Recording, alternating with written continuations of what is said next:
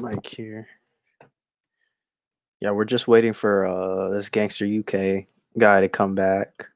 He might be on, he might not. It's fine. Last night was pretty funny, so I'd like to run it back. Some good entertainment for the viewers, for myself. And yeah, I'm just seeing if he'll come here. I'll wait for about a couple minutes, maybe 10, 15 minutes. What's up, P Boxing? What's going on? Laws, Will Magic Man. The link. I'm gonna put the link here. Here's the link.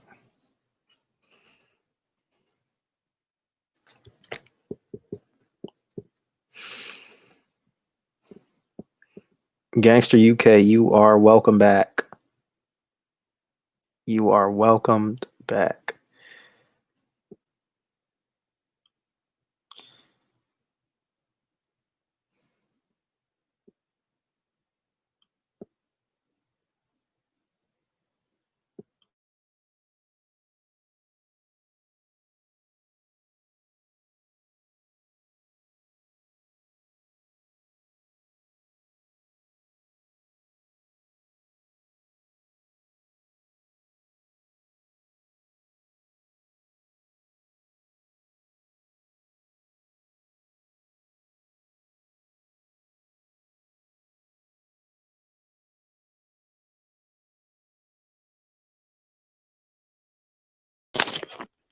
Salute, Laws. So, I'm just waiting for this guy. right, you're right, Ty. Yeah, I'm good. Can you hear me? Yeah, I can hear you. Can you hear me? Yeah, crystal clear. Okay. So I'm turning the TV down, man. I'm just watching motocross. Just one sec. Okay.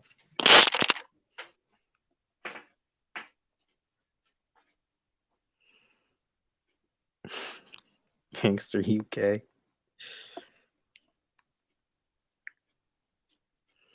I don't know if it was him in another account or what, but he was my only thumbs down. You okay, bro? Yeah, I'm pretty good. Yeah, good.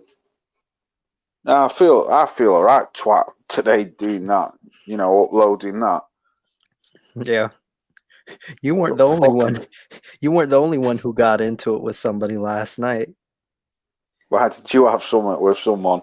Yeah, I went to Planet Fitness and they tried to come over to me, my brother, and his friend said we weren't wearing our mask on or we didn't have it on our nose. I'm joking. I swear to God, my brother is really he's really diplomatic, he's trying to be respectful, and she was doing the whole if you're here, I have to tell my 4-year-old to put on their mask.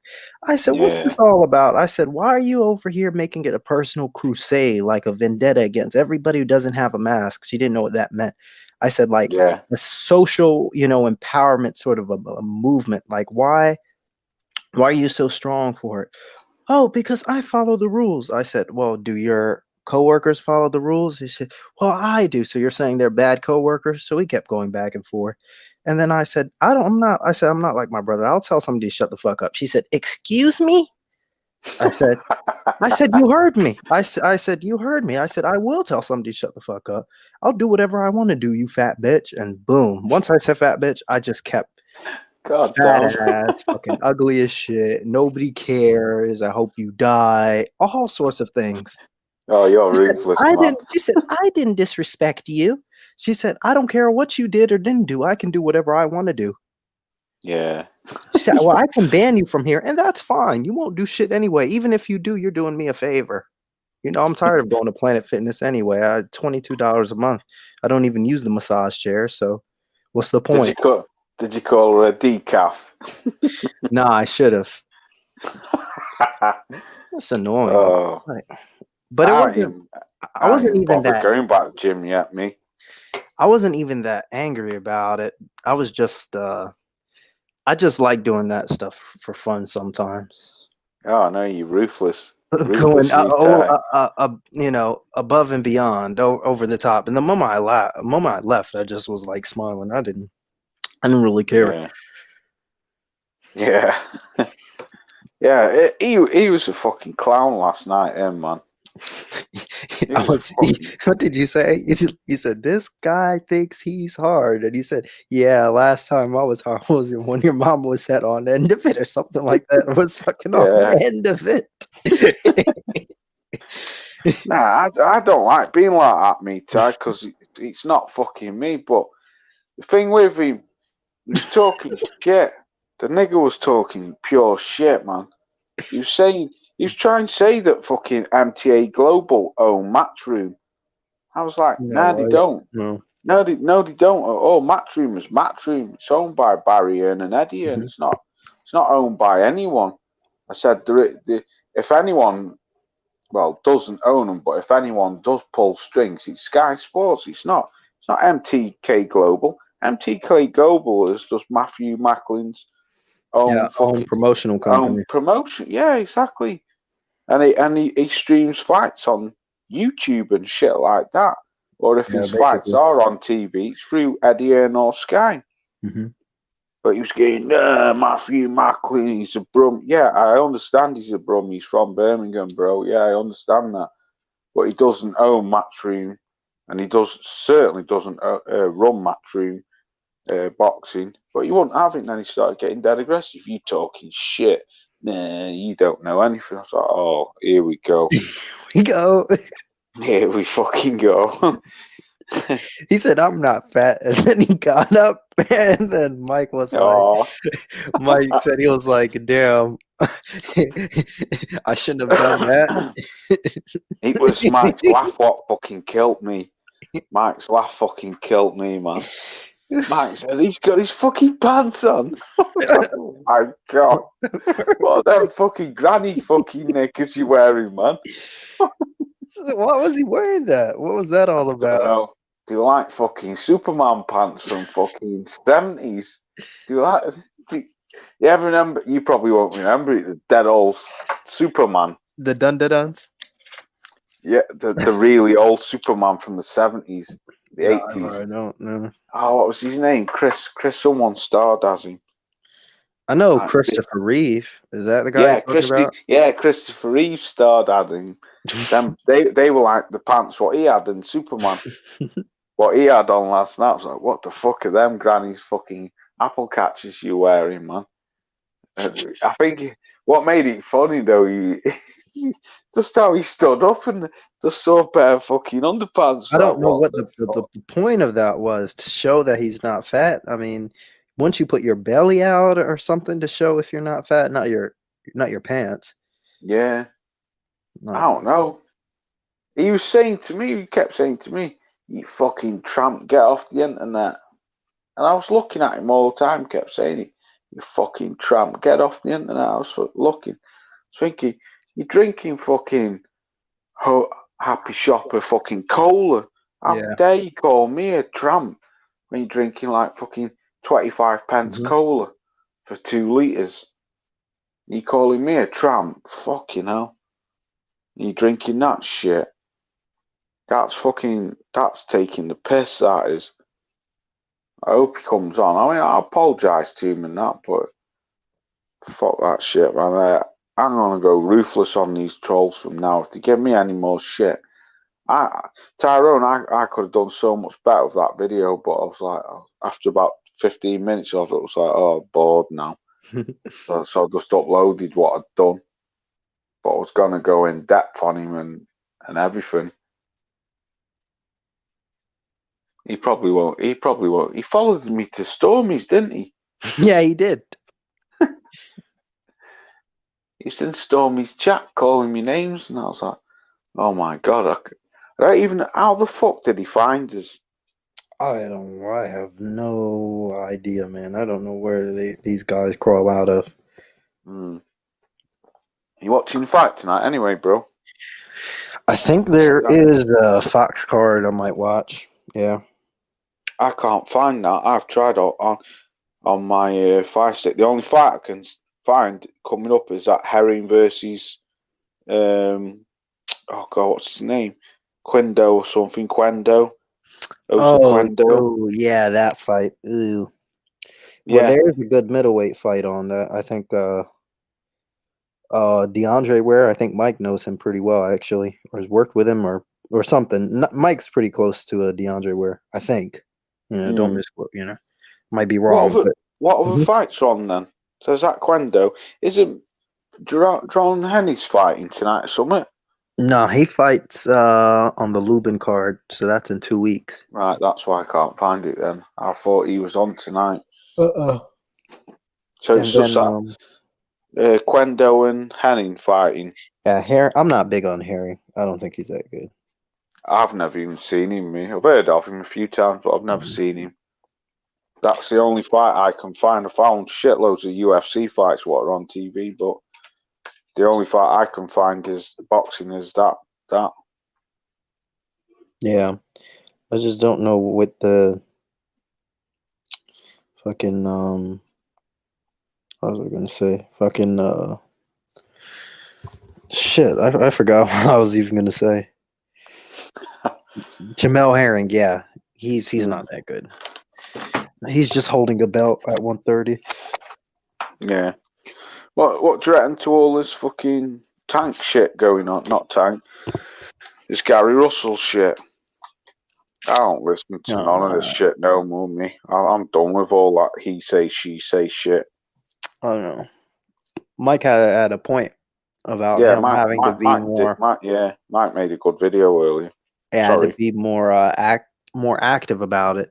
5 years ago. 5 years ago, he just won the belt, and I think at that time he should really pushed hard to get some guys to the table because he was on Showtime, but Leo Yeah. Santa Cruz and Frampton were doing well, this is 2017. They were doing a rematch. They had 2 matches, didn't they? 2 fights. Yeah, they did, yeah. That's They when he did. should have jumped in the mix. Both of them were in He should have, America, weren't they? yeah, he should have fought to get that fight And do you know what? badly. That one of them fights won fight of the year, didn't they? I Mm-hmm. think it was the first one. The The first first one one, I won think. fight of the year. Yeah, because Frampton won fighter of the year through Ring Magazine. Yeah, Don't know how, but he did. I don't know. Fair I play, think fair play to the lad. Like, usually at that lower weights, I don't. I think if each side is throwing 1,000 punches, then either the guy is really tough, yeah, or yeah, either that guy is really tough or they just can't punch. yeah, Because I saw that both Mares and Santa Cruz first and second fights were just. I mean, the commentators can scream war all they want to, but for me, it's like, this is it. 1,200 punches between the two. I mean, 2,400 punches between the two, about 1,200 each, and nobody goes down, wobbled, or shaken. None of that. yeah, So that's a water gun fight, yeah. you know? Sorry, watchers just texting me. I'm Okay. telling him I'm on your channel now. On Tyrone's channel now. Yeah, I gotta change Yeah, my channel's name. It has to be more visible.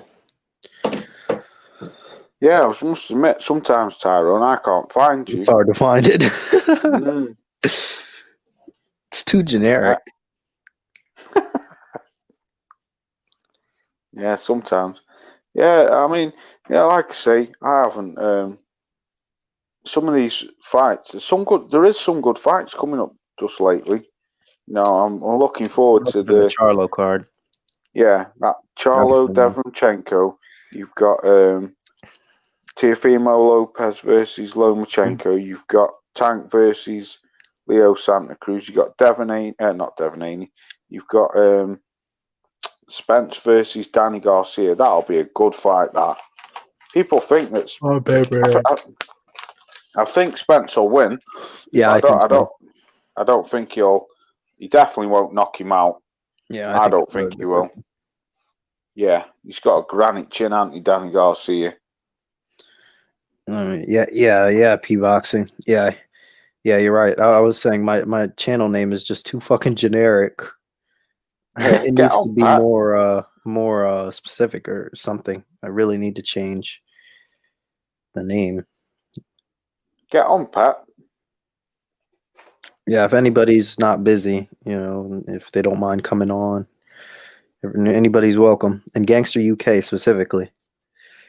We need him This on. live's for you, especially. This is for you, gangster.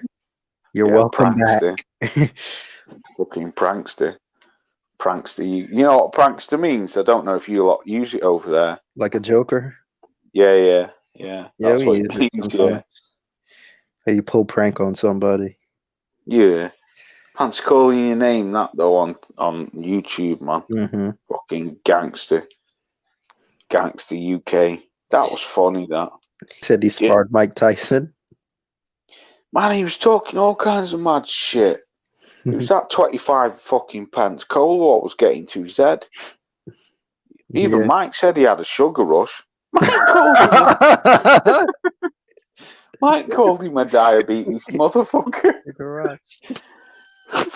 Fucking hell. When Mike said that, diabetes. Sugar rush. Yeah. Mike said you diabetes having motherfucker. When Mike said that, I fucking spat beer all up my fucking combi boiler. So stood right next to me boiler when he said it. It's like, fucking hell, Mike. You can't say that. Because I was just walking around. I was trying to find the shirt to go to the gym last night, and all of a sudden my audio, my headphones started getting louder and louder, and I looked at it cammed up, and I was like, okay, here we go. I knew it was gonna come to a head. I mean, it is my fault. I mean, I brought him there. Well, I just brought him there as somebody and just talk, boxing. I mean, he had some decent points. I mean, the only he did. Only thing right up before before he got into it with you was the constant cutting in, but that was, I think, more to do the fact that he was drunk. Yeah, he won't let anyone speak. Yeah. Every time someone said something, he kept butting in. But you're right. He did make some good points.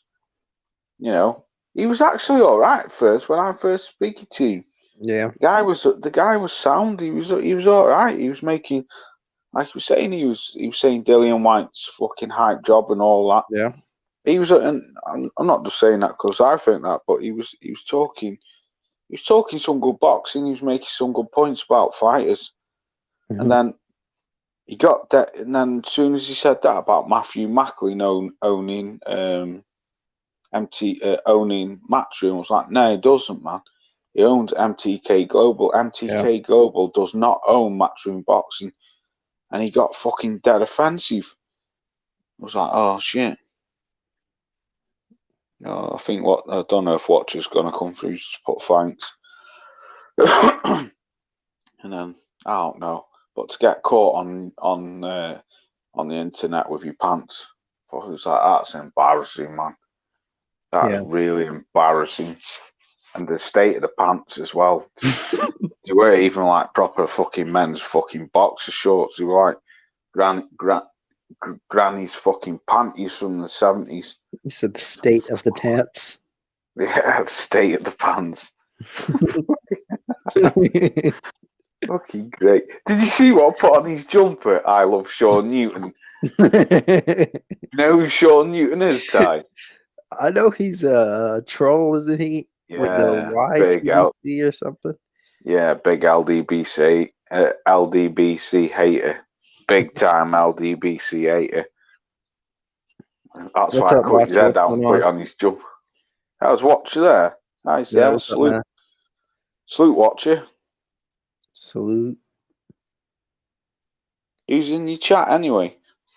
Watcher, Magic Man, P Boxing. Shout out to everybody, man. Let's see here.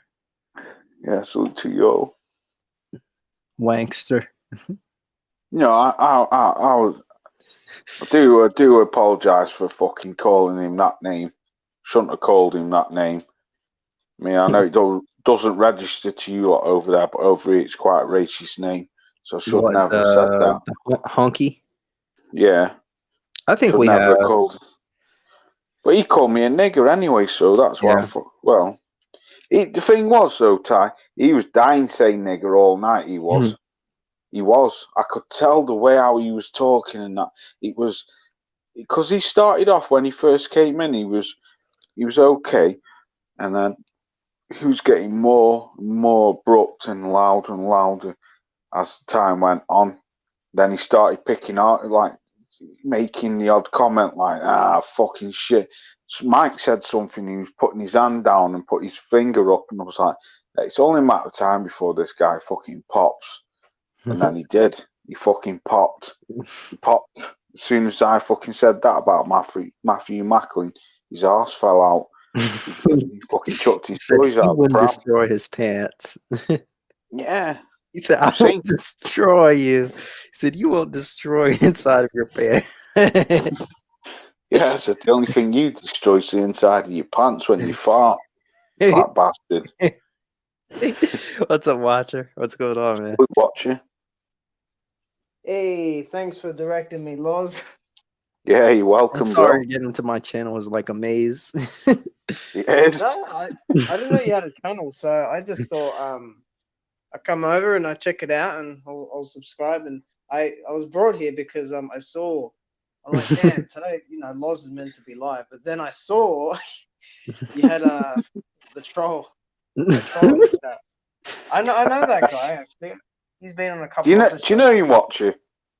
Yeah, he's been on Raphael Dawkins' Combat Radio. I don't know if you know that. Oh God, say no fucking more than. No more. What's up, Mike? Don't mind. Hey. Good to see you, Mike. Shit, Yeah, man. Go on, watch you. Yeah, I mean, it was quite weird how that escalated with you. I mean, what was it about MTK and Matchroom and shit? Yeah. As soon as he said, "You don't know shit about boxing," I knew. What did he get? Off. Knew it. Oh my lord. I mean, whole night. Other than him interrupting people, I know Mike hates that. Yeah. He was. Other than that, the dude was okay, and then he got into the laws. Yeah. He was okay, but he kept interrupting Mike all the time. Every time Mike said something, he was like, and he kept doing the gestures with his hand. That's what was winding me up. Mike said something, and he put his he put his swivel up, like the middle finger up at Mike, and I was like, oh man, I thought it's either Mike's gonna pop him, or I'm gonna pop him, or someone's gonna pop him. But then he fucking go on, Mike, go on, bro. My bad. Nah, I saw the whole thing, but I was just like, I was letting it slide. You know what I'm saying? I didn't like. It was no big deal to me. But I was just like, my whole thing. The real thing I was pissed off. I'm cleaning this fucking air filter. The main thing that really was pissing me off was that his like blatantly like drunkenness.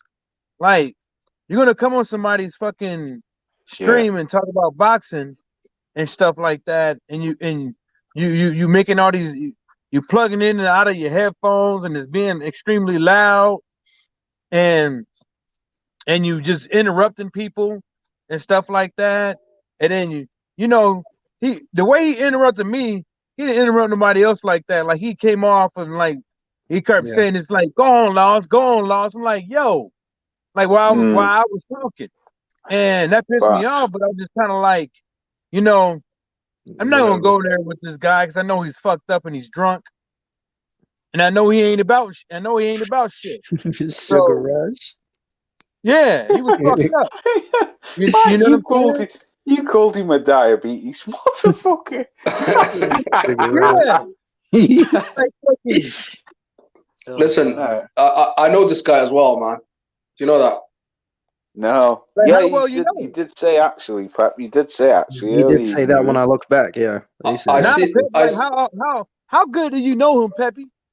I seen him on this stream called El Jefe MXPC. This guy, like, he does like boxing, but he don't talk about boxing. Actually, he talks about his Free Smoke channel. They just like diss each other. And this guy literally came on about a week ago. He's new to the internet, and he's crazy. He doesn't even know that his camera is on. He don't know how to turn it off. He's saying that he's a Muslim. he's saying he's a Muslim. Yeah, he's a Muslim, but he drinks alcohol, like, and apparently, like, he got raised by some Pakistani people. This guy's full of shit. He's absolutely full of shit, bro, man. I'm telling you, like. He did. Hey, Pep. He did actually say Packy's on there, because he said to me, he said, you won't last a moment in Birmingham. And I said, you fucking fool. I've got family in Birmingham. I said, my sister lives in Borstal Heath. He went, oh, what's she doing? Selling her ass to the Packies? Because it's a Pakistani area. He said, what's she doing? Selling her ass to the Packies. So, if anyone started the race car straight away, it was him. Yeah. Yeah. My bad, Pep. No, it's all right. I'm about to finish, but he commented on my last video, and I just literally sent him the link, so he might come through. So let's see if he does come through. But the guy, he's confused, and he's an idiot in it, and I can't believe he actually said nigger. Like, like he's, I didn't know he was that bad. You know what I mean? I knew he was a troll, but for him to go that far, he's taking a piss, man. I just wanna have a 1 or 2 watch with him. Is that, like, you folks gotta understand, man, like, the easiest way to catch a racist is when they're frustrated or they're mad. That's when it's really gonna come out. When those fuckers, they get mad or they get frustrated, and the subject is some person of color, you know what I'm saying? It's gonna come out. I don't care if he's Pakistani, Lebanese, Iraqi, Mexican, Puerto Rican. I don't care what it is. If it ain't nothing but what he's used to, it's going to come out and he's going to say something. And that's what they do, know? And, that's the reason why, really, I was just trying to defuse the situation, because he's a grown-ass man and he still hasn't realized that just because he doesn't like what somebody else has to say, or that somebody has the upper hand on him, don't mean that you have to sit up over there and call them a moron. And that's the thing. See, this is the number one thing with social media, especially when it comes to boxing talk on YouTube. Like, everybody wants to fucking be right. You know what I'm saying? Ain't nobody gonna be. I don't give a fuck who you are. You ain't gonna have fucking 100 bodies to 0 in boxing talk. You're not. Of course not. And people that go around and doing that stuff like that, saying that, it's not fucking true. You're gonna be wrong a few times. The other person's gonna tell you where you're wrong at and stuff like that. But it's how you handle it in that situation. How do you handle it? If you ain't gotta lie to kick it, Craig. Just tell the fucking truth. Like, when that fucking dude asked me, like, what's your favorite fight? I don't have a fucking favorite fight. I have favorite fights. You know what I'm saying? Yeah. I heard you say that last night, actually. Even today, I watched like 3 or 4 throwback fights. You know what I'm saying? 2 of those fights were highlights of the fight, but 2 of those, the other half was the whole fucking fight. So, you're gonna get stuff wrong. It's like, I could have easily said, "Oh, Stormy B, man, I saw that shit before you did. I saw that shit in round 1. What Pursoon was doing to what Katie Taylor was doing to Pursoon." But why I gotta lie? Yeah, with her head. What's wrong with somebody seeing it before you, or someone pointing it out before you, or someone getting some shit right with boxing? Like, grow the fuck up. Yeah. It's just boxing talk on YouTube. That's all it is, It's not anything personal. It's not anything that's meant. There's no beef and shit. It's here to talk about the sweet science. That's it, man. Facts, watch your facts, bro. Facts. Yeah. The thing is, though, a lot of people on YouTube, they think they're better than, like, you, because they've been watching boxing longer. They think like they know more. I don't care if they know more. Who cares? I just want to see the fights. Yeah. That's all I care about. If you know more than me, so be it. Good on you, you know what I mean? But they just like to show off, like, and everyone that watches boxing, for some reason, they think they can fight. They think they're strong. It's weird, man. You know what you've just said there, Pat? You know what you've just said there, Pat? It's bang on what you've just said, Pat. Because there's people on YouTube who've got like fucking thousands of subs, and they think they know more, and they think they're better than other channels who've got less subs. And I've commented on people's channels who have got like 10, 15,000 subs, and half the time you don't even get a reply. But it's not because what I'm trying to get at is what Pep's just said. There is people on here who think they're superior over you just because they know more or they've got more subs or something like that, and it shouldn't be like that. Yeah. Everyone has an opinion, and like Mike said before, people say things wrong. Many a times I've watched my live streams back when I've done a live stream, and the next day I've watched them back, and I'm cringing. I'm like, oh my God, I don't believe you just said that. That was wrong. No, that didn't happen, Loz. All it happened, and I'm like, oh my God, can't believe I've just said that. I was you go ahead. No, go on, bro. I'll finish. Yeah, I used to watch this guy's channel. I'm pretty sure you guys all seen him before, but he's from the UK, and he's like a fucking he bashes Matchroom a lot. He's like a Frank Warren fanboy, Fury fanboy, and the way he talks about boxing is like as if he's like the oldest trainer on the planet. Everything is a technical breakdown. You know who I'm talking about, Mike? Nah. Who is it? It's Ultratech.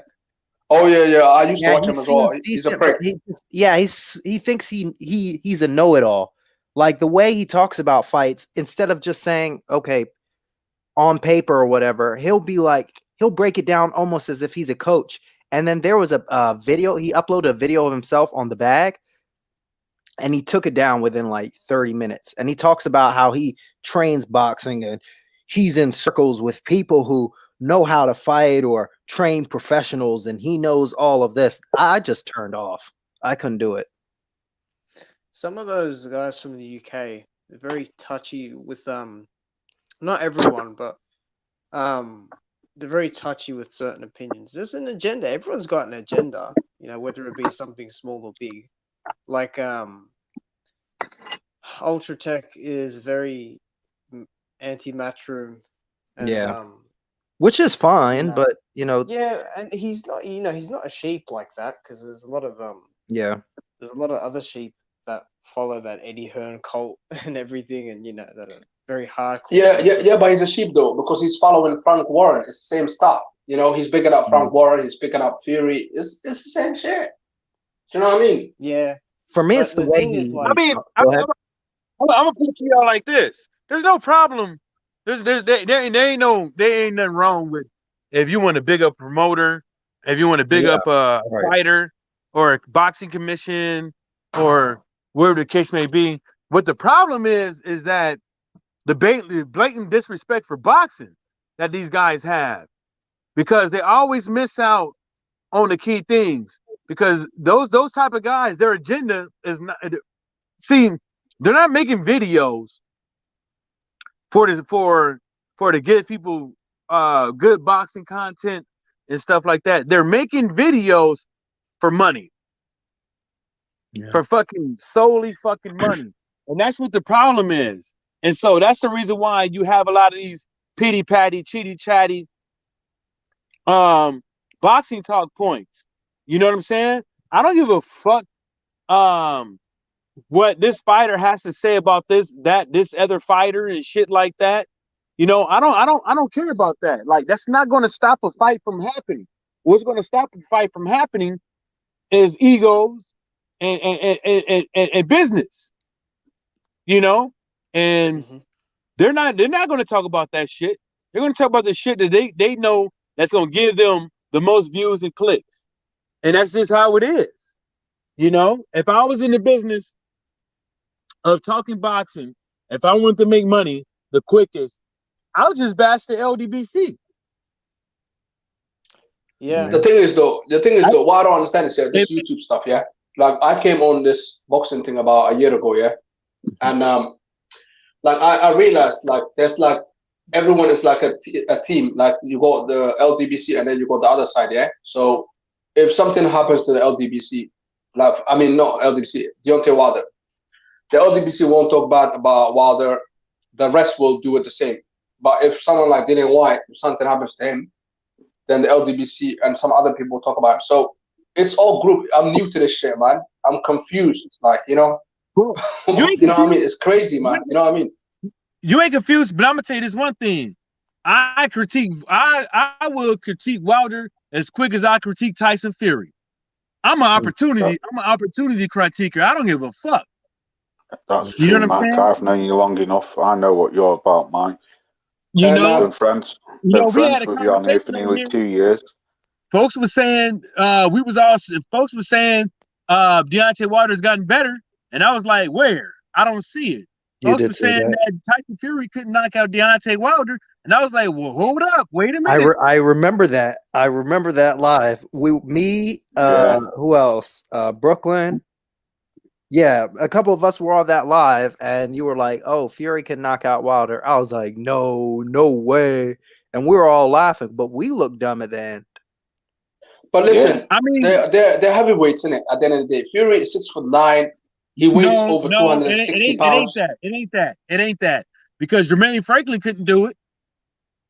There's a lot of heavyweight boxers out there that can't do it. They ain't got no knockout. They look at their knockout ratio. Yeah, they heavyweights, but they still haven't done it. When was the last time the Kingpin knocked somebody out? Yeah, but he doesn't fight though. The Kingpin doesn't come to fight. No, I said knock somebody out. Yeah, but it doesn't come to fight though. It's been a long time. That dude was dead ass tired. When was the last time Gerald Washington knocked somebody out? Damn. Helenius won it. I don't know. Was it no Helenius? Helenius? Yeah, I think I would say so. Yeah. That guy was Yeah, there. Yeah, when was that?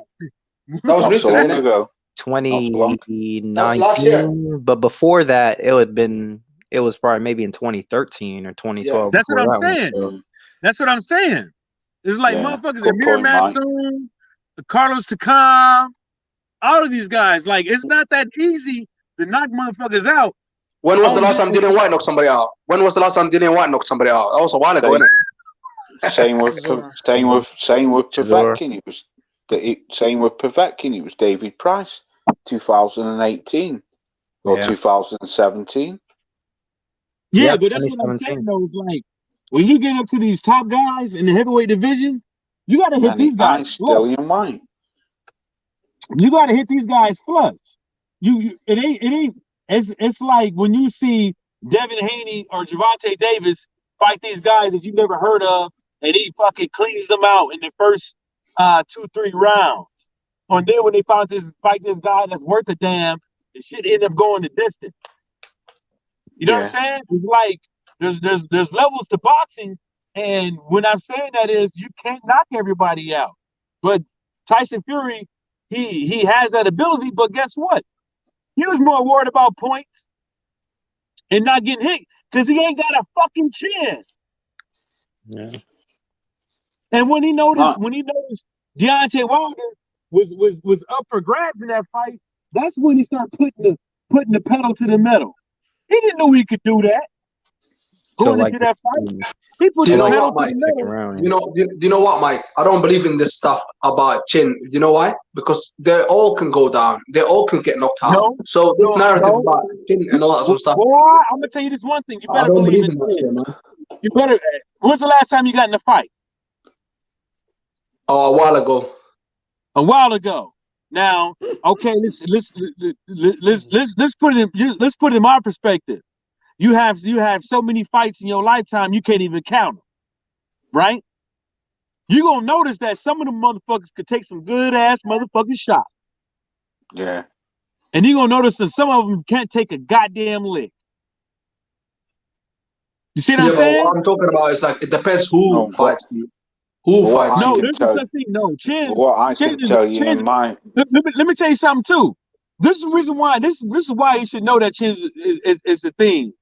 See, Frank Bruno had a chin, but Frank Bruno didn't have the chin that a lot of the guys in those era possessed. Frank Bruno has a chin better than a lot of the fighters today. Yeah. Those shots that he was taking from Mike Tyson, they were vicious. He would probably rule heavyweight division at this moment in time. Frank Bruno, if Frank Bruno was around here, I think Frank Bruno would whoop Anthony Joshua too. Yeah. I think he'd whoop Anthony. Go back and watch the Mike fight. No way. I'm not buying that. No way. I'm telling you one thing. I'm gonna say this one thing. Go watch Frank Bruno fight Mike Tyson. You're gonna come to find out, just like Law's been telling me, and I keep fucking getting in his ass about it. But a lot of British fighters fight just like Frank Bruno. Yeah, of course. Yeah, but Frank Bruno is he's bigger than Tyson. I believe Mike Tyson can knock out AJ because AJ struggles with smaller fighters. But Frank Bruno, you know, Mike Tyson knocked out niggas at 209, 214. Well, put it this way: if Frank Bruno did full 12 rounds with Oliver McCall, don't get me wrong, the last 2 rounds he was holding on for fucking grim death.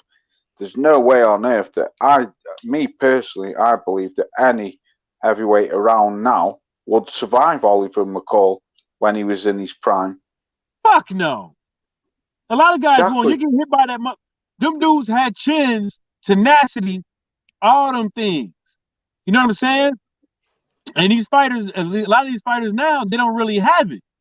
You know what I'm saying? A lot of these fighters don't even know how to look. I'm gonna give you a prime example. I'm gonna give you a prime example of chin and getting hit hard. Watch some of these fights when the motherfucker get hit real hard, and then all of a sudden they don't know what to do. Yeah, they don't know what the fuck to do. AJ, I agree too. Prime they don't example. Know the AJ. They don't know to work on the back foot with a shorter fighter. They don't know how to keep a shorter fighter at bay. They don't know how to get the fuck out of dodge. I don't give a fuck if it's 20 seconds left in the round. They wouldn't know what to do. AJ didn't know what to do with Andrew Reeves, and he's supposed to be this technical fucking boxer.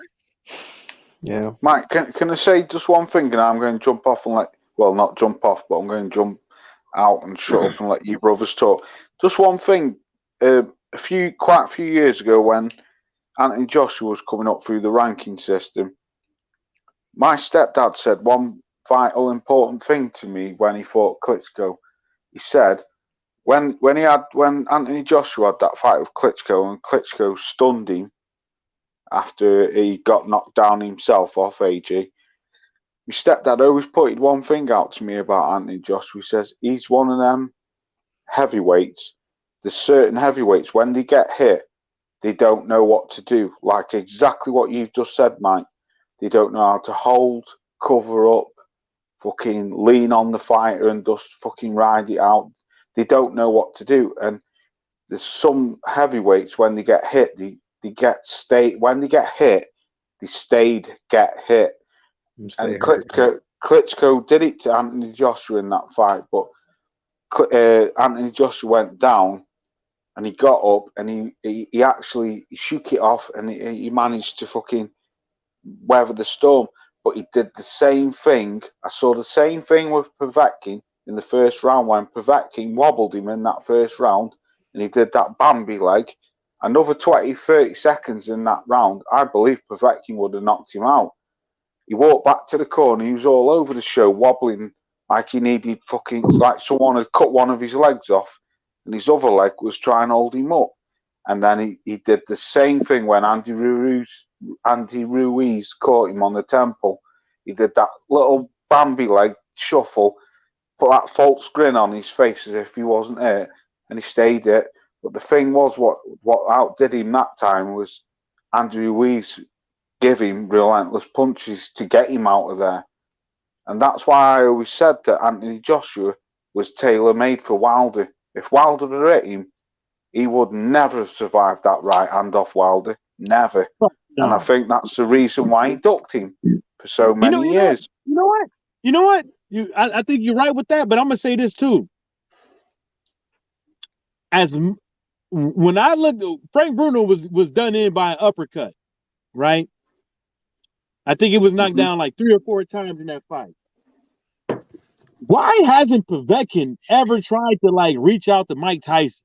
Because he fights like him. Yeah, he does. But he doesn't, you're fucking right there. The hip movement, The hand No, but he movement. slips under that jab, don't he? Yes, that's what he does. It comes And with a lot a of hook. fighters these days, they. So you got to understand, like they always say, style makes fight, and there's not a lot of styles. And the reason why I'm saying there's not a lot of styles because there's not a lot of like you can't say Mike Tyson, or you can't say Povetkin fights like that because Povetkin, it makes you, the way he fights makes you think he half-asses it. You see what I'm saying? Like, Yeah. he's getting hit by jabs by a dude named Dillian White, throwing lazy jabs. Well, maybe he was allowing himself to get hit with them jabs on purpose. But then he was getting hit to the body as well. E. Woodson, salute, bro. Hey, what's up, E. Woodson? Then he was getting hit to the body as well. But you know I'll just throw that out there. But what Laws just said makes a lot of motherfucking sense. It makes a lot of motherfucking sense. Like, why would you fight a guy when you haven't even reached your plateau on pay-per-views and ticket sales in the UK? Tyson Fury wasn't around at one point, remember? Yeah. So you thought that you had the upper hand. Like, eventually he's either gonna have to take this fucked up deal, just like Andrew Ruiz took, or figure out a way to get by this. And then when Tyson Fury said he was coming back, that's when it became a whole bullshit. And even AJ and Edwin Hearn even tried to get the Tyson Fury fight before Wilder. Yeah, they did. Yeah. They tried to get him while he was fat, like really fat. Yeah, facts, Tyrone. Facts.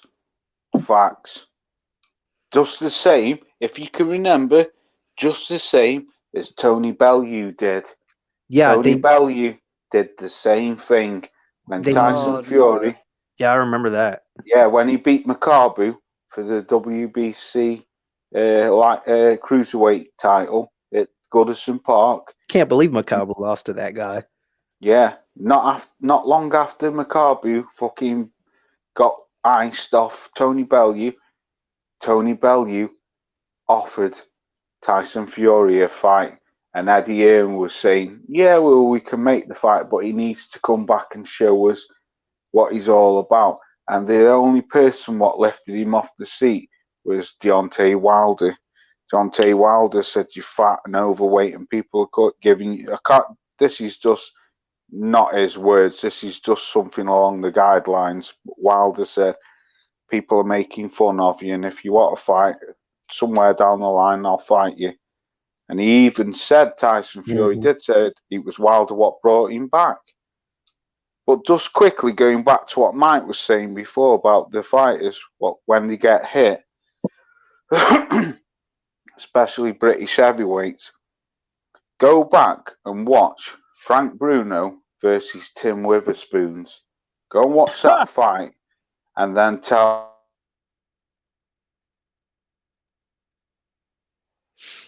Oh, Law. No, how to hold on. He does. Yo, he's gone, innit? I will give one thing. I think if that fight ever made Joshua versus Fury, I honestly believe that Joshua will knock Tyson Fury out. I really do. I don't know why. Well, I do know why, because I just think that Tyson Fury will not get away with what he did to Deontay Wilder with Joshua. I think Joshua will be too strong for him. Yeah, no, I think you're right, Laws, because they're gonna make that the utmost cleanest fight that we ever seen in our goddamn lives. You know what I'm saying? It's like, you know, and I don't care who you are. You know, they're gonna make sure he doesn't hold.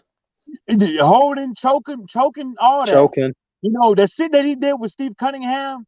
Look, I'm gonna be real. The rules in boxing, like in my last video, needs to be upheld. Yeah. You using your forearm on a dude and then hitting him and knocking him out should be a foul. Remember, Mike, at the end of that say it again, Tyrone. I said, remember, if you go back, I think you probably remember it. at the post fight of the Cunningham fight, when they were talking about how much BS he was doing in there and choking and with the forearm and everything, they told him, they said, "You keep talking like that, you might not leave, you might not get to the airport." Damn. They said that. Yeah, you can. Yeah. It's on YouTube. I remember that. Damn. He It's said, all "You Steve keep said talking that? like that." Yeah, he That said, was "You his keep fans, talking like wasn't it? that." Yeah, he said, "You keep Yeah, talking about I that saw from that. one and this, you might not That's make it to real the airport." talk. That's real talk, Who Mike. said that? I've seen that. Yeah, Who said Yeah, that?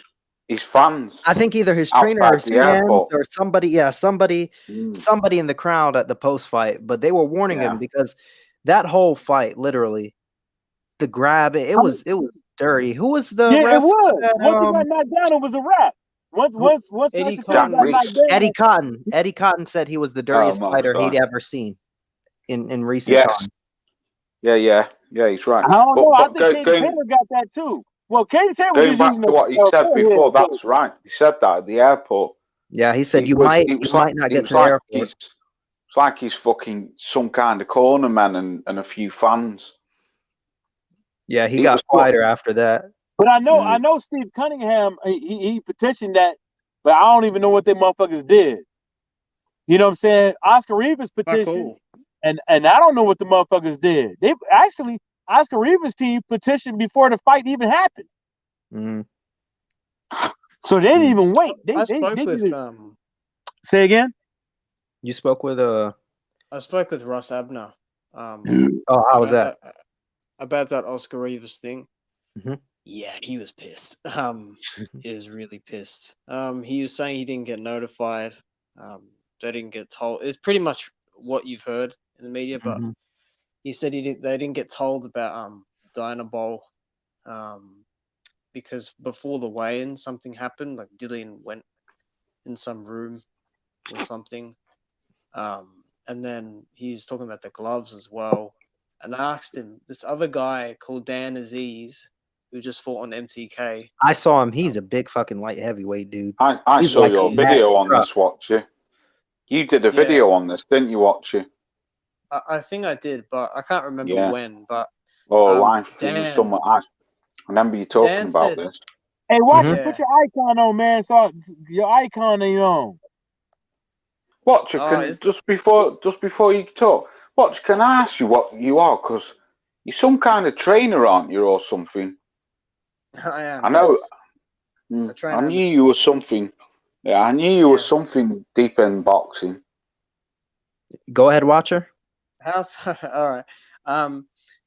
Yeah, I spoke with Russ, and I said this guy called Dan has said that because he did an interview, Dan. He said, "Oh, my gloves got mixed up with Dillian's, right?"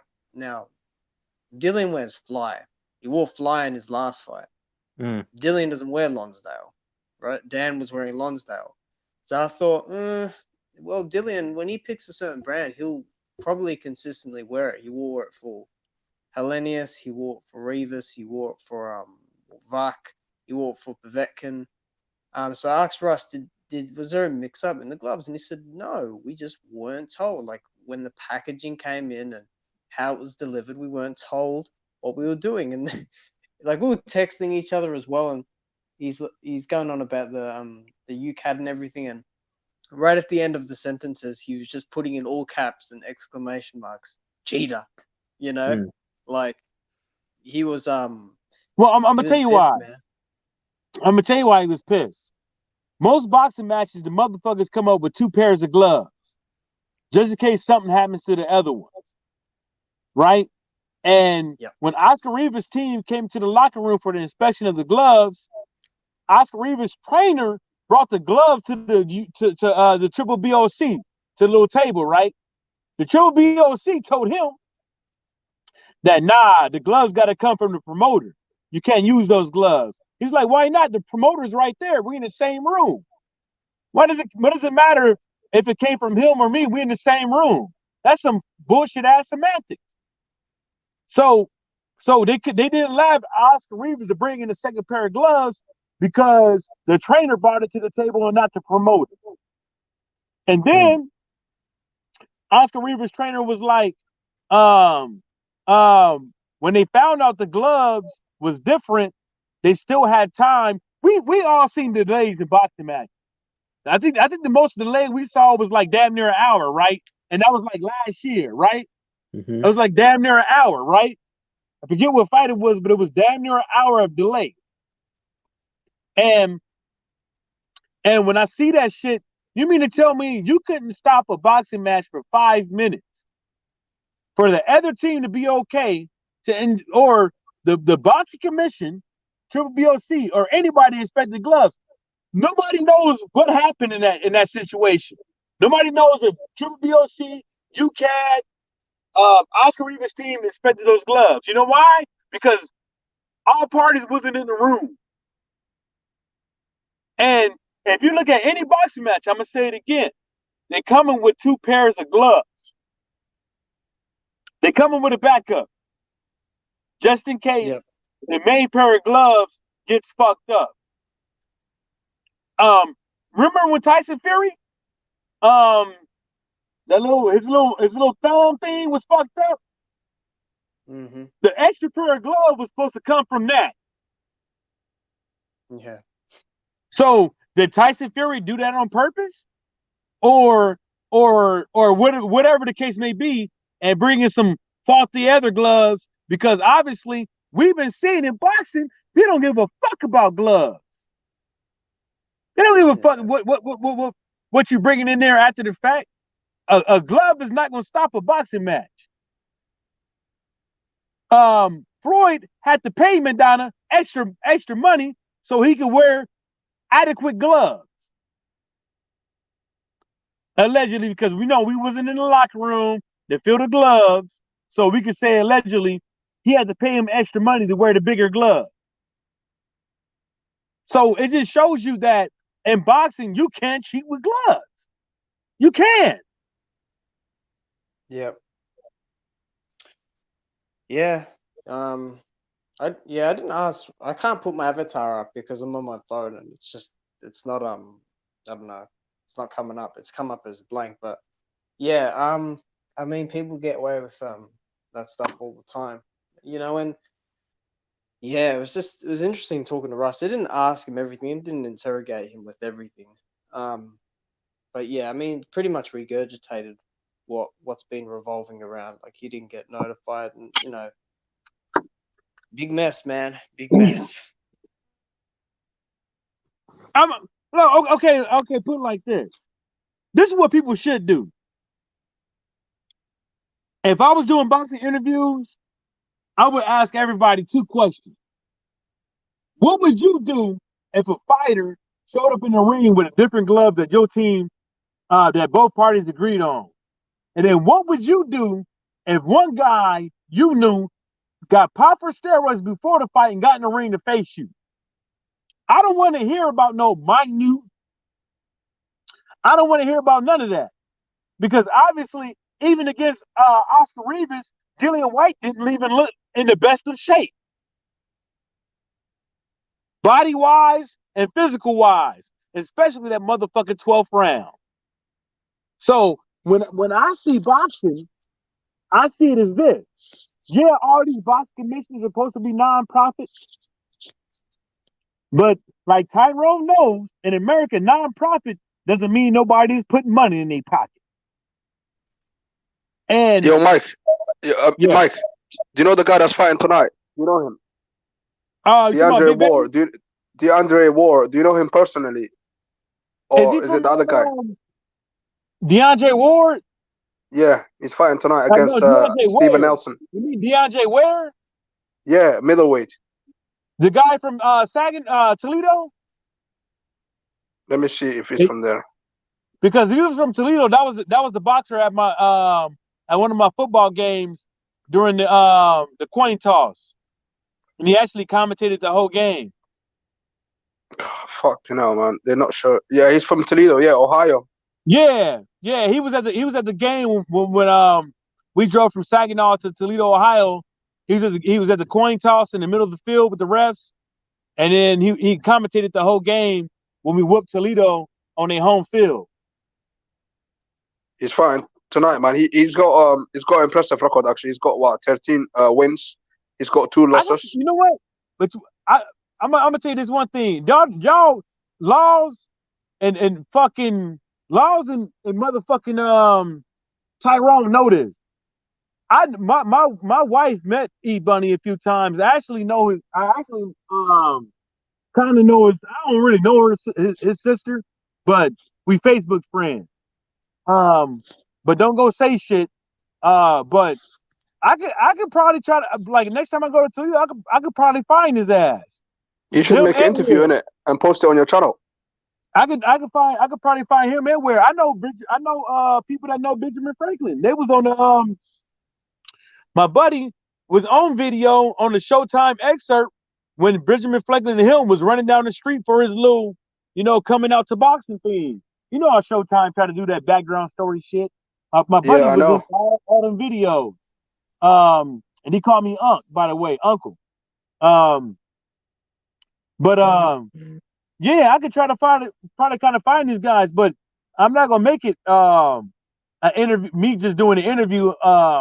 I get a line of questions down, get Tyrone, a couple other guys, and Laws on the motherfucking thing, and we all ask them questions and shit like that, and you know what I'm saying? Because that's the reason why I like StreamYard than Zoom and the phone call thing. Because StreamYard, as long as you got a connection, like people can see you on video, and then not only on that, it's just easier because you just got to click a link. Yeah, but the problem is that if he clicks that link, and he gets a phone call, if he does it on his phone and he gets a phone call, that means he's going out of it. That's the problem with StreamYard. That's gonna happen with anything. That's gonna happen with all of them. It's gonna fuck it all up. No, but if you got like a laptop or if you got a laptop or like what is it called, like a tablet, it won't happen. Do you know what I mean? Yeah, because I saw E Bunny a few times in that Jamaican club. Yeah, I saw him a few times in there.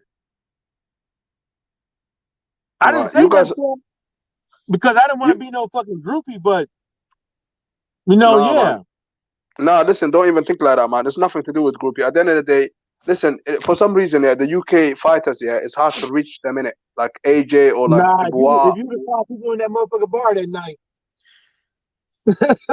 it's not easy. But listen, look at the American fighters, like it feels like it's reachable if you go to their gym, like you can talk to them and stuff like that. But for some reason, like the UK fighters, like they, I don't know, they come across as a little bit there's arrogance about them. You know what I mean?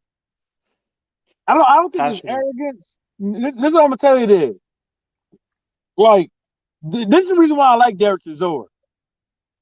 Derek Chisora is the only motherfucker I seen, like, literally corner a motherfucker and be like, "How much money you want for the fight?" Because he really wants to fight that bad. And he told the dude told him, and he said, "All right." They dapped up and went on their merry way, right? And that's what I'll be talking about. A lot of these guys, they're so quick to do this whole, I got to mind what I say because I don't want to get away with the promoter, with my manager, with my advisor has in store for me down the line. So I got to answer like, remember some of them interviews you seen when Edward Hearn jumped in on Anthony Joshua? Y'all remember that shit? Yeah, he used to do that, but the one with Big Baby Miller, the press conference in America, he was trying to do that, and then AJ was like, no, let me talk in it, like let them talk, like let them ask more questions, because he was trying to control the whole situation, and AJ, like, he showed his power, because he's got the power, he's the fighter. A lot of people think he didn't show his power. He did. He told Eddie, like, Edward Hearn, dumbass. You can't. At that point, you can't say nothing. At that point, as soon as the motherfucker give you a stern saying that, no, it's my turn to talk as a fighter, there's really not too much you're gonna do. Because what you gonna do? Y'all gonna both bicker back and forth on video? Y'all both supposed to bicker back and forth on video? Is that what y'all supposed to do? So you have to put that in mind when you say things like that, because it's not cut and dry.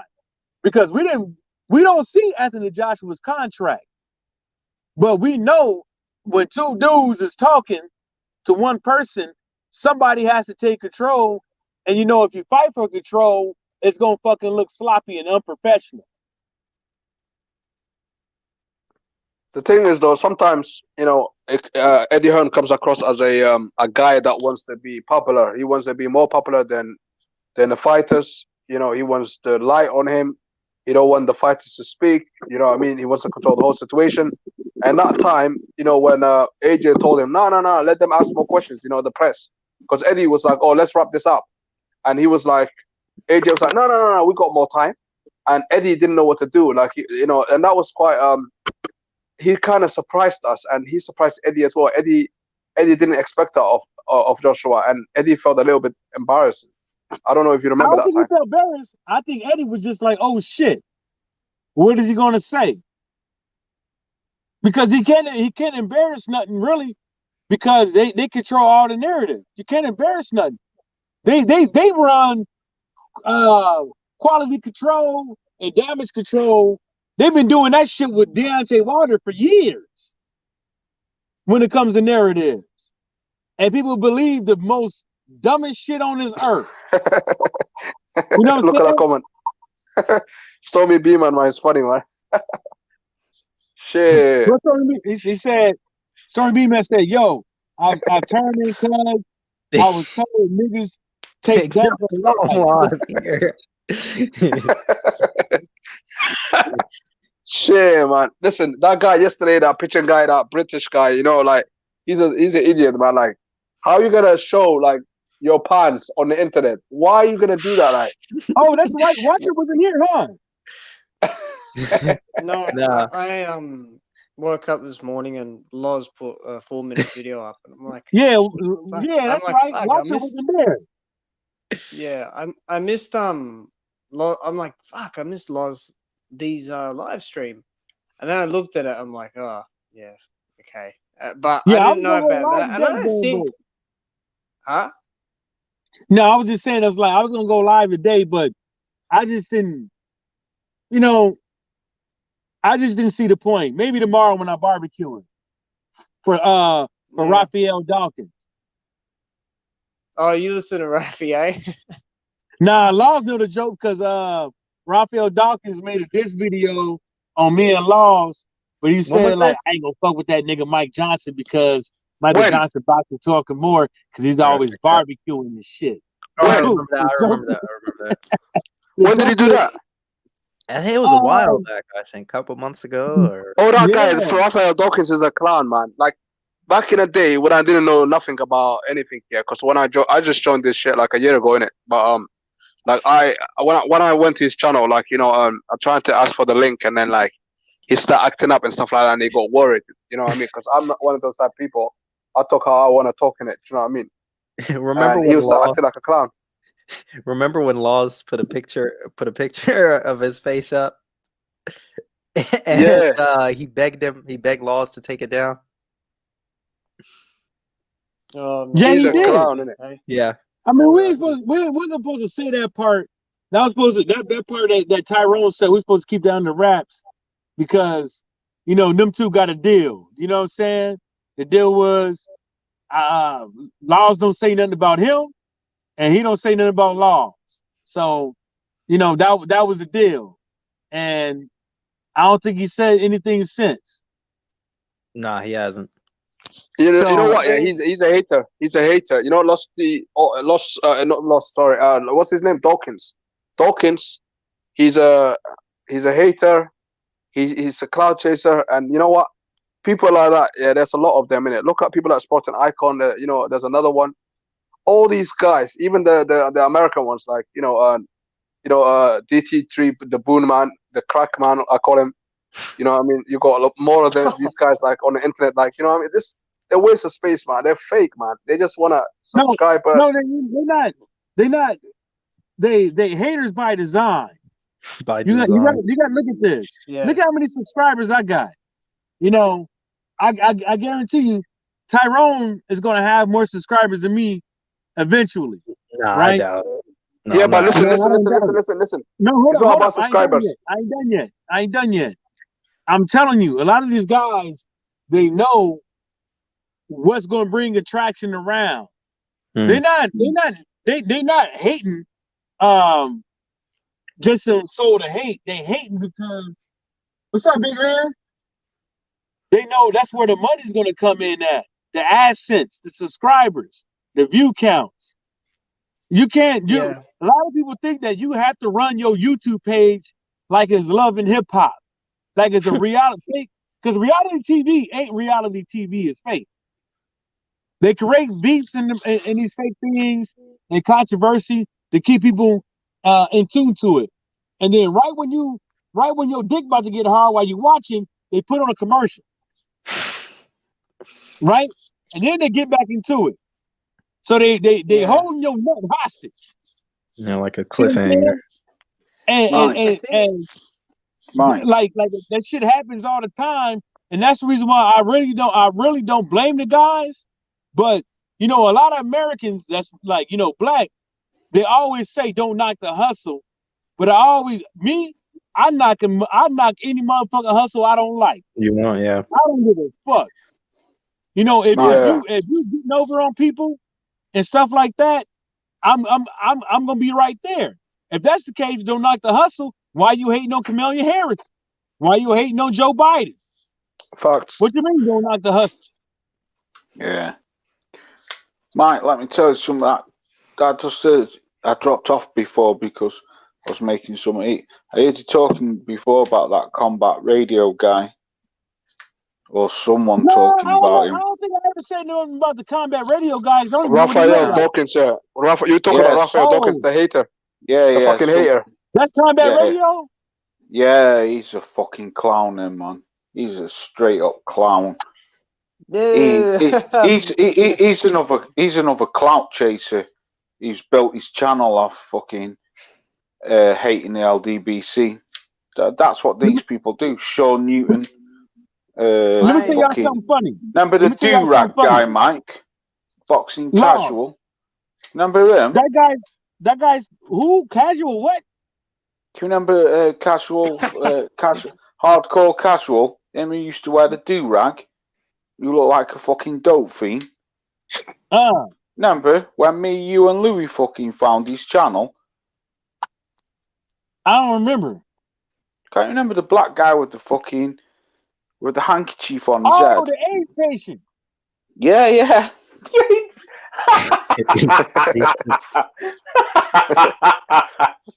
Wow. For real, he looked like one. Yeah, but clout chasers, mate. That's how people make channels, isn't it? You name the LDBC and fucking next thing you know, your channel goes bang through the roof. Listen.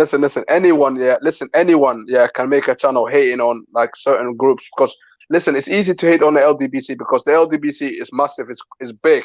So once you start like hating on that, you're gonna start getting clout. But guess what? That clout ain't gonna last. And guess what? Those people are only there to laugh at certain things. And when you start changing up, they're not gonna like you, they're gonna turn on you. So what's the point? It's all a waste of time, waste of space, you know what I mean? No, well, I'm gonna tell you this one thing. Is those guys don't have groups. They're all individuality. They only get together to talk about LDBC. They're not together to just talk about regular boxing. And see, when you look at 78, especially Black Fight Fan, when you look at what they're doing with boxing, they're trying to outreach more out to boxing. Yeah, they talk about a whole bunch of off the wall shit and stuff like that. But at the end of the day, it's still boxing. You know what I'm saying? And a lot of people, they could only do things like that if they was on some Hebrew Israelite shit. I'm not gonna say the dude's channel, but okay, now I don't get jiggy with that shit. I don't get jiggy with no Hebrew Israelite and no Black Power movement channels and stuff like that because a lot of those guys don't do shit for nobody. Only thing they do is try to get people to get up in there and spend money, and that's it. You know what I'm saying? When you hear about people giving out backpacks, free haircuts, doing the whole thing for LDBC to come to Texas and everybody eat, you hear barbershop conversation telling motherfuckers, hey, if you LDBC, come here, get a free meal, hang out, chop it up, blah, blah, blah, it's on me. Let me tell you something. Yeah. If I was getting AdSense, I would be giving free money back to my subscribers. I wouldn't tell nobody, but I just be like, hey man, give me your email, blah blah blah, woo. I'm gonna give you $50, $100, $200 real quick. You know what I'm saying? Just for being a supporter and shit like that. Hey man, you need anything? Need you a tool for your car?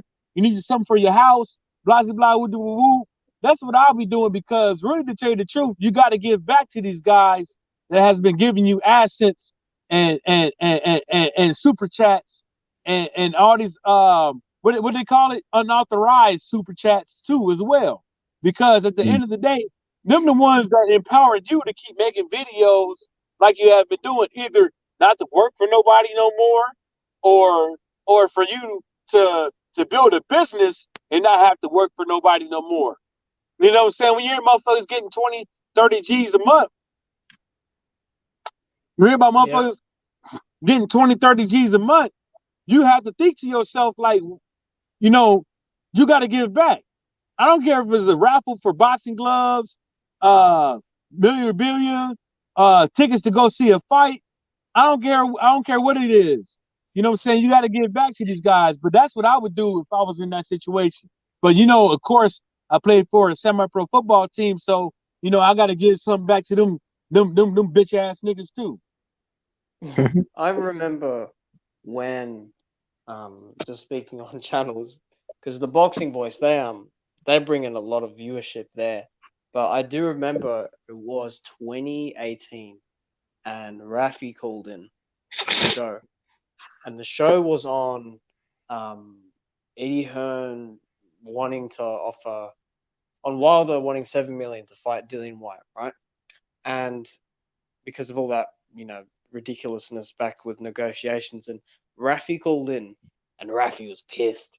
He's like saying, you know, Wilder should, you know, fight Dillian Whyte, and if he beats him, he should buy an effing Lamborghini, and then he can come back and fight AJ, and then he can get paid to get knocked the F out, and this and that.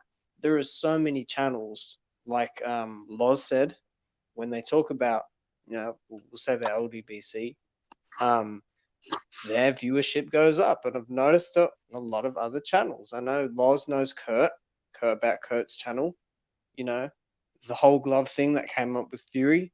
For Damn, a while it everyone's was dropping dead. off. Not me. I'm not dropping off. Not Laws and P, but Love go you ahead. guys. Yeah. Go ahead.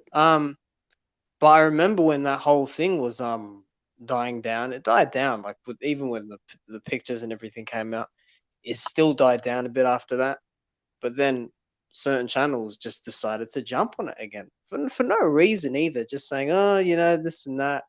So, I mean, like I said, you got to be careful with certain people on YouTube. I mean, I've had freaking people trying to jump on my StreamYard talking heavy biblical shit, and then there's some other guys that are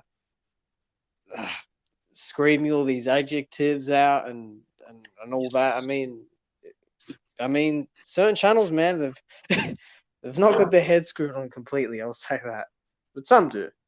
You know, that they're a bit more out there, I guess, talking nonsense and all. You know, I would love to go on. I went on the boxing scene. I went on the Boxing Voice channel one time.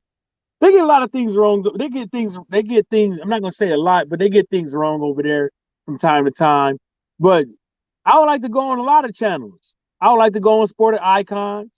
I would like to go on what's that motherfucker that look out, he always sweating on YouTube, that dude over there in Singapore or something like that, his ass channel and stuff like that. Because, you know, when we talk about current events and stuff like that, the main objective out of all of us with all these boxing channels, the common denominator about, even if we hate each other's guts, should be us getting the fights that us fight fans fucking deserve. And if we not all in cahoots on flooding these channels, flooding these Twitter accounts, these social media accounts with a narrative that the boxing commissions, and these old media networks ain't been doing us justice for giving the fights that we deserve, then we just wasted. We really just sitting on here just making money.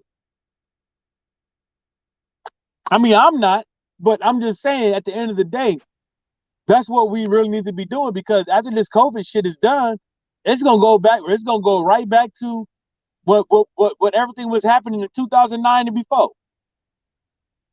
Yeah. It's gonna go right back to that. You know what I'm saying? And you know, that's the reason why I would love to go on those channels, because I would love to set the story really straight. It ain't about who you don't like and how can you make the most money. At the end of the day, you're still a fight fan.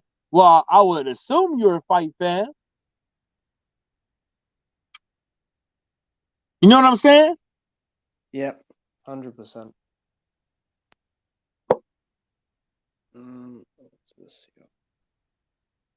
Yeah, you back in, Pep? Yeah, the other thing as well, like, you know, like about this boxing shit, yeah? Like, the thing that pisses me off is, like, you know, people have to, like, talk about or side with some sort of promotional team. Like, some people side with Matchroom, some people side with Top Rank, or some do BBC. Like, why can't we just enjoy everything, all the boxing, do you know what I mean? Rather than just, like, siding with one group, like, do you know what I mean? Like, you're kind of limiting yourself, innit? Do you know what I mean? Like, that's why it's becoming too political. It's becoming a bit like nonsense, isn't it? I don't know what you got to say about that, Mike, and, you know, Watcher, and, you know what I mean, Tyrone. What do you guys think of that? You gotta side with boxing. That's what you gotta side with. With me personally, with me, I have no grudge against a certain promotion. I have no ill will towards any channel that supports a certain promotion or a certain fighter. It's all about boxing with me. I'll watch a PBC card. I'll watch a DAZN fight, or you know, Showtime. I don't care. There's no ill will. It's boxing. It's a, you know, it's combat. This is serious. This is not something you got to prance around and just lie about and make memes and videos about. Like certain channels, especially like Sporting Icons, fucking making the video on how Deontay Wilder avoided Derek Chisora, which is a complete lie. But it's a lie. You know, you can't. You know, this is like many have said. You don't play boxing, and even just supporting it from the sidelines. I know so as well, but no, I mean, for people to support a certain promotion, that's fine, but don't use it to amplify an issue, or, you know, attack a different fighter or whatever, which is what they're always going to still do anyway. Well, see, Pepe, you have to sign to somebody at some point in your career, and that's usually going to be early on. And the reason why these fighters are going to sign to somebody is because they don't have the money and they don't have the access. You see what I'm saying? And so when you don't have the money and you don't have the access, you're going to be looking like Gary Russell. See what I'm saying?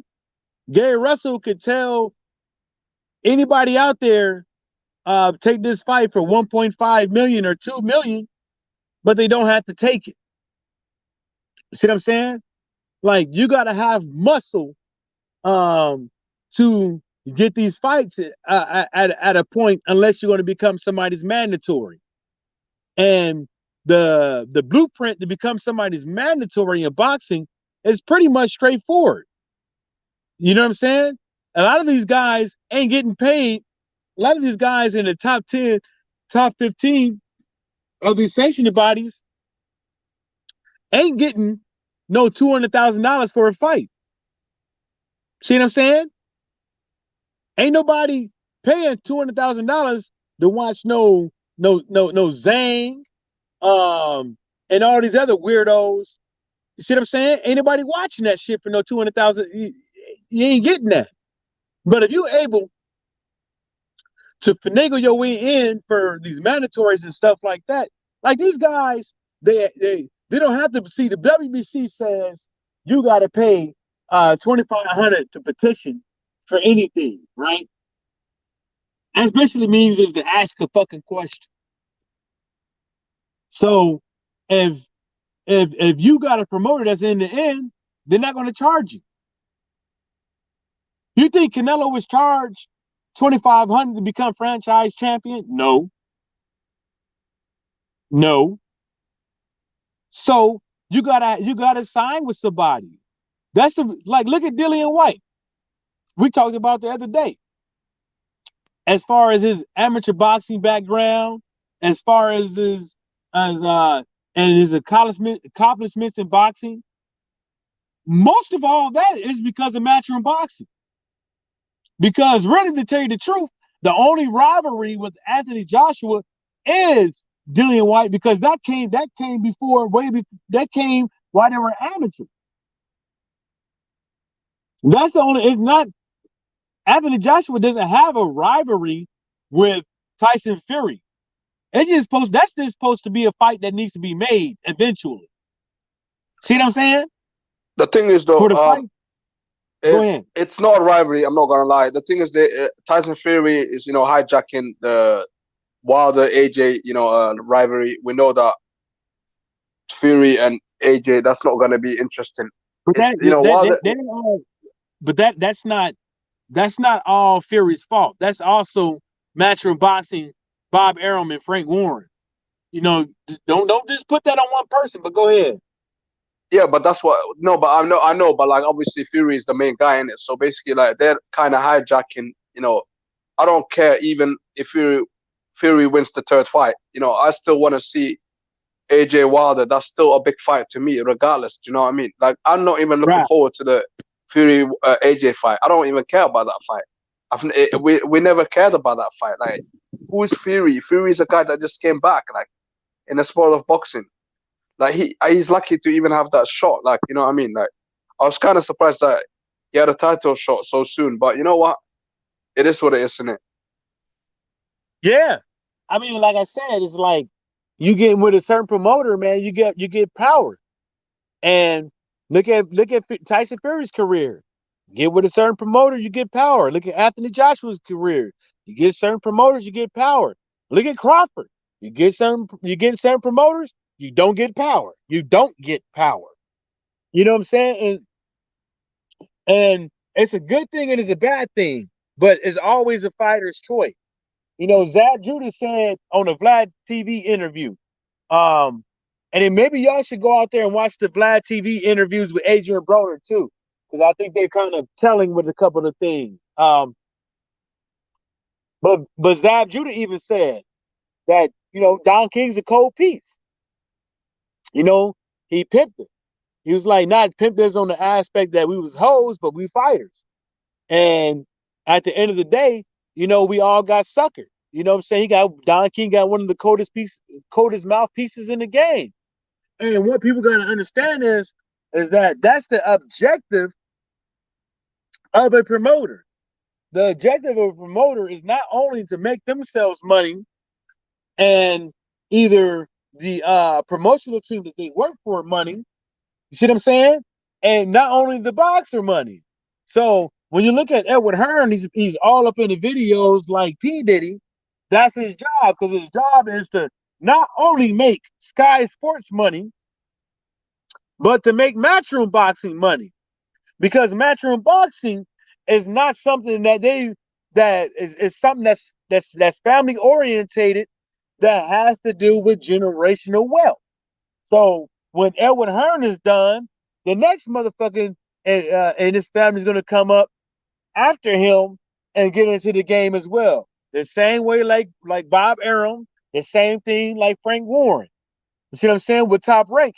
Even though Top Rank wasn't signed by the Bob, wasn't started by the Bob, it was started by Muhammad Ali. But that's the main objective of these guys.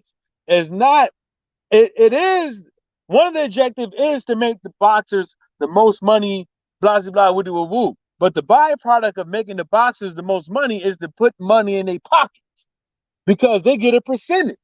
Some of those percentages are 5, 10, 15, 30, 50%. And so you have to start thinking about that. Or then you got to start thinking about, though, look how much Dillian White is probably one of the only fighters that got to pay the most money.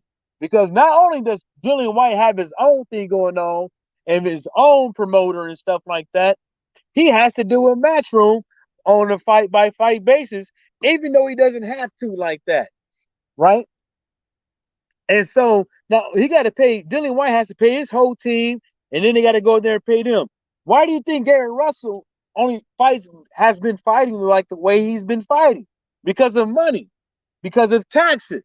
Because even though you get $1 million for this fight, after you pay your team and shit like that, and you paid your taxes, you probably only leaving with $300,000. And then you have obligations in your own life. Child support with your baby moms, a house over here, a house over there, cars, clothes, and stuff like that. You trying to keep up with the Joneses. So it's not that just cut and clear. That's the reason why I always say is that, 1.5 and 2 million, 1.5 to 2 million doesn't sound like a lot. Or Deontay Wilder versus Tyson Fury without fans doesn't sound like a lot. But that's a difference between 15 to 20 million with fans and a big mega fight like that. So I'm not trying to say like we all know these things. Well, I'm gonna assume that we all know these things, and we seen negotiations and stuff like that come down and stuff like that. I shared boxing contracts with a couple of people on this panel and stuff like that, and you can see literally how people can get fucked. Straight up, a boxer can literally get fucked, and that's the reason the difference between 1.5 and $500,000 could be the big difference. Go ahead, fellas.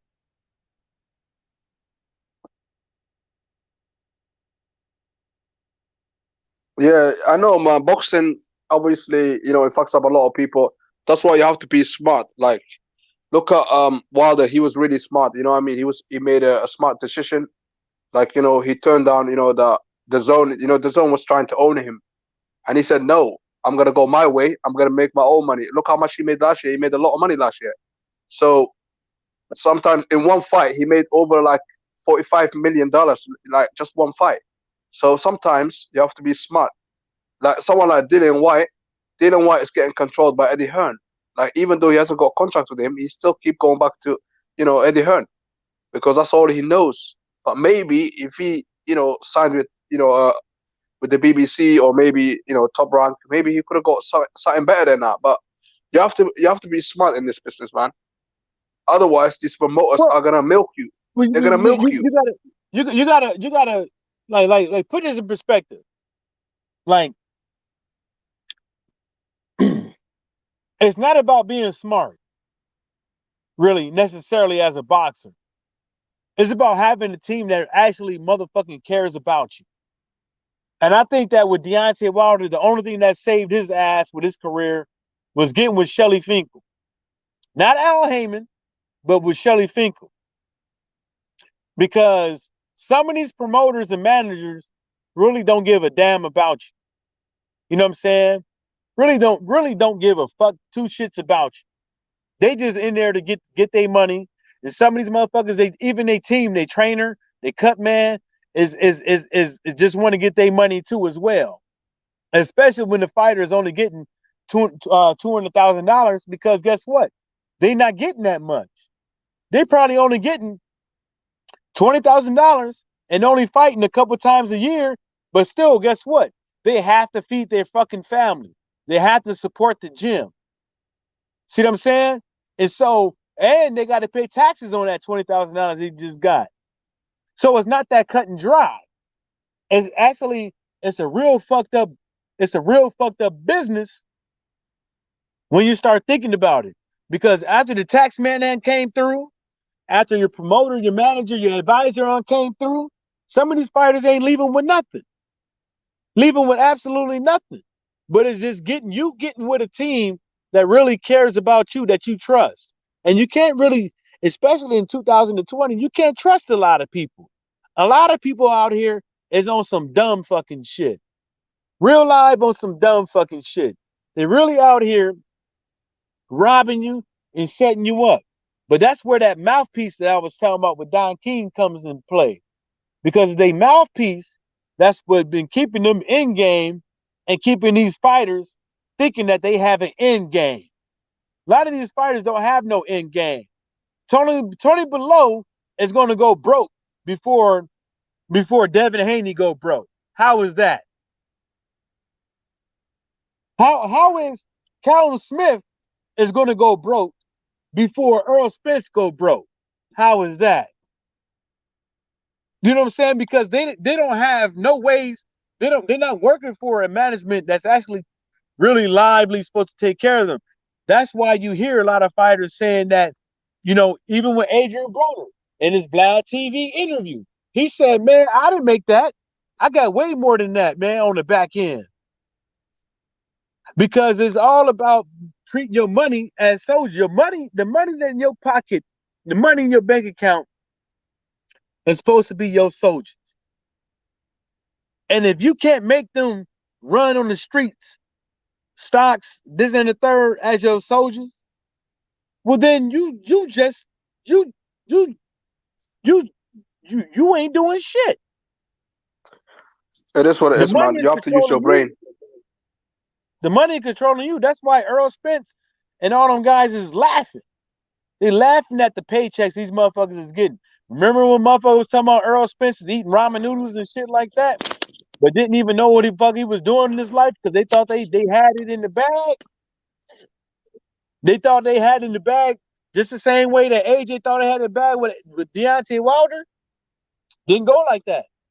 Even after a car accident, didn't go like that. The thing is, though, the difference is, like, you know, the PBC, they're smart, like, because like you got Al Heyman, he's a promoter, but he doesn't want to call himself promoter, so he's an advisor. So the money that these guys are making is not really like, we don't know what they're making. They're probably making a lot of money, but in other people's eyes, the haters, like, they thinking like these guys are not making money, but in reality, basically, they're making a lot of money.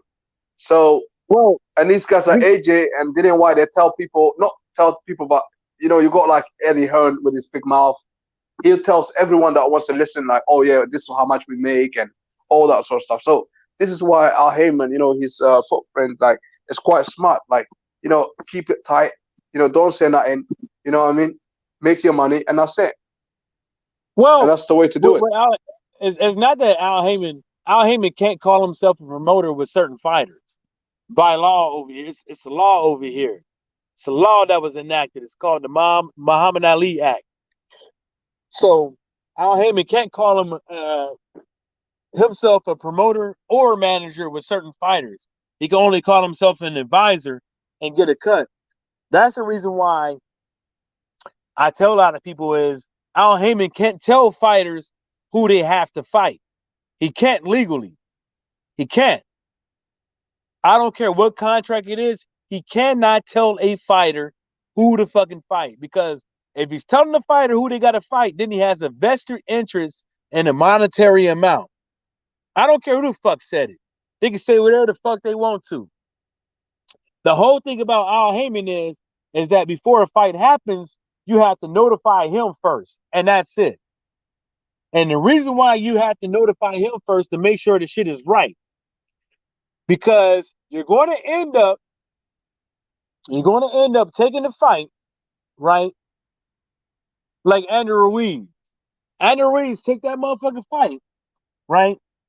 And the main thing about that not taking that fight, I'm telling you with the PBC, I'm telling you, it was that rematch bullshit in the money.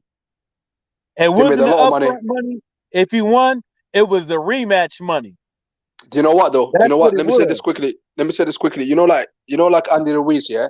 The second fight, he was making a big deal out of it. And you know why? Because they knew they can make way more money than what they were getting in the rematch. So what they done is basically they said, you know what, we're not having it. So Eddie Hearn, like, we seen all this court papers and stuff like that, but in reality, basically, I think he thought, like, instead of going to court and this is gonna drag on, and you know, AJ needs his belt, this, that. So let's pay this guy whatever they want, and we still don't know how much he got paid. But I know full well that he got paid a lot of money. They said how much he got paid. But what I'm telling you is that they knew this shit before the first fight, and that's the reason why the fight didn't happen as quick as you thought it, as quick as it was supposed to happen in negotiation. And the second fight around, they couldn't do nothing but take the fight. They couldn't do nothing but take the fight. They were legally obligated. If they didn't take the fight, they'd be sued for a whole bunch of money that Andy Ruiz ain't got. See what I'm saying? They had no recourse.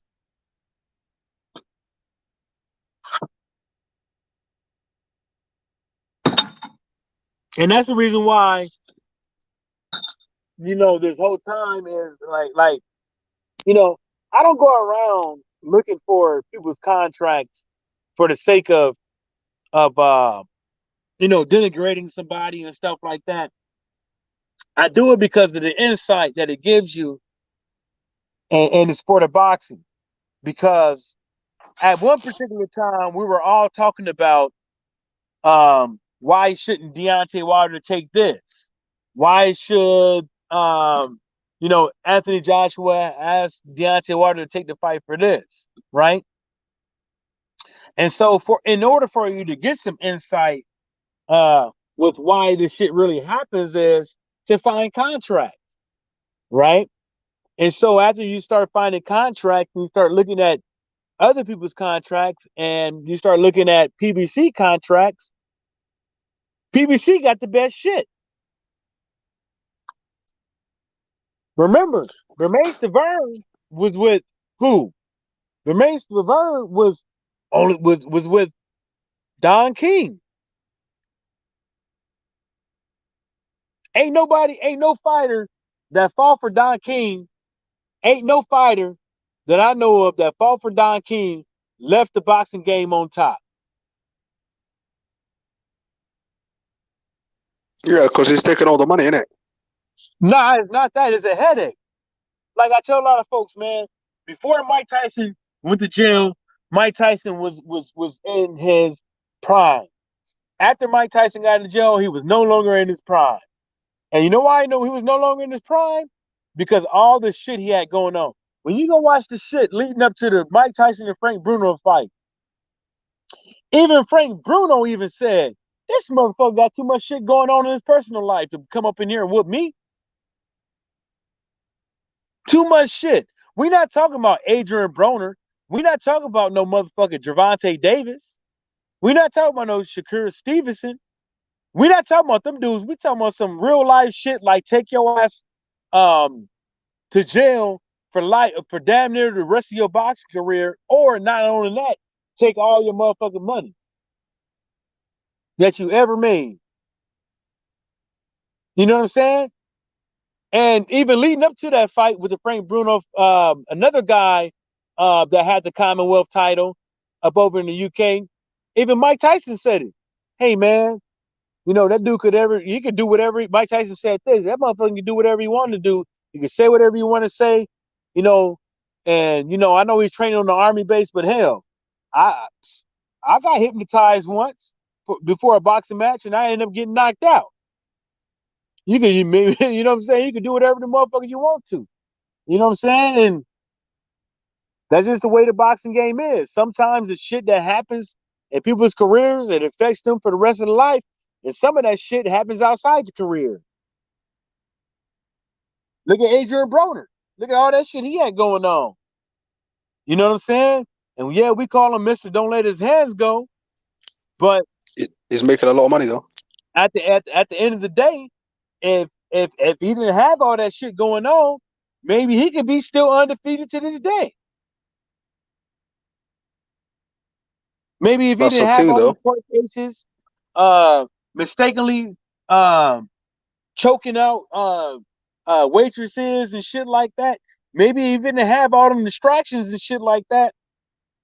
And some of the distractions he actually started a few fake beefs.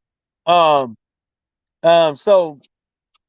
that's another thing too.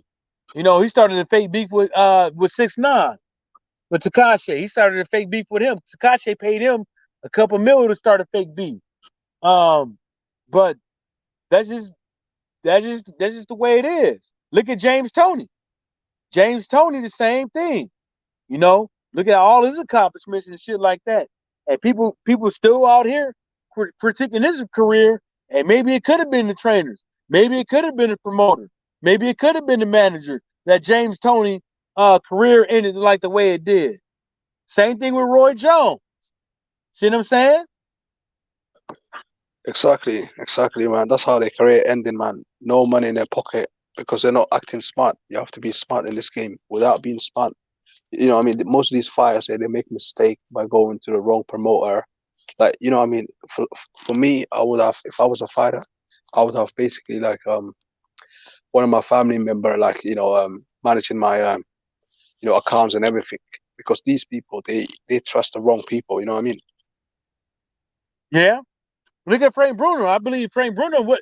I think Frank Bruno had the WBC belt at the time when Mike Tyson whooped him. And look at that. You know, and people want to say, you know, even the commentators during the fight questioning Frank Bruno's chin. But I'm gonna tell you one thing, you know, there was some hard ass shots he was getting. He was getting some hard ass shots, you know. And a lot of heavyweights don't even get a lot of them hard ass shots no more. You know, that's another thing in itself. Tyrone, where you at? Yo, Tyrone left his own stream. That's crazy, man. That's crazy, Tyrone man. probably fell the fucking sleep again. I'm gonna watch his fights, man, on ESPN, man. So Hey, who on? I think your guy's fighting in a minute. Yeah, ain't that the big baby the Anderson dude supposed to be fighting tonight? Yeah, Anderson's fighting as well. Yeah, I think he might be next. The Boxer still ain't updated that shit. It No, still says schedule. No, they did. He's fighting tonight. Yeah, I'm gonna try to catch that shit because this guy is supposed to be a lot better than the last guy he fought. Yeah, man, I'm off now, man. I'm gonna watch it right now. So, All right, listen, I'm guys, gonna get up out of here too, man. it's been a good show. Tyrone, wake up, man. Some mad shit, man. Salute to the chat. Salute to Mr. E. Woodson, Stormy B, man, Mr. Shelton, Lost D. He's asleep. You know what I mean? Whoever's listening, it's been a good night. Yeah, man, I'm gonna be watching this fight, man. You know what I mean? So, take care of yourselves. Stay safe. Right on, Stay sucker free. You know what I mean? Yeah, stay sucker free. That's what's up, man. Anyway, yeah, I'm off, man. Call Tyrone in there and tell him like to end the stream or something. You know what I mean? Yeah, I'm gonna call him right now. All right, bruv. See you on the next one. Right. Peace. Oh, I'm in the bathroom. Oh, damn, Tyrone, man. I'm in the bathroom. Oh shit. I ain't gonna say that though, man. But yeah. So we got the Anderson dude fighting tonight. So hopefully he do something tonight. Noteworthy of talking about tomorrow. And then, you know, a couple of weeks after that, end of this month, we're gonna have Charlo fighting. So that's gonna be some good shit. But other than that, y'all, man, god damn, I'm getting up out of here, man. My bad, Tyrone, man, but I gotta go.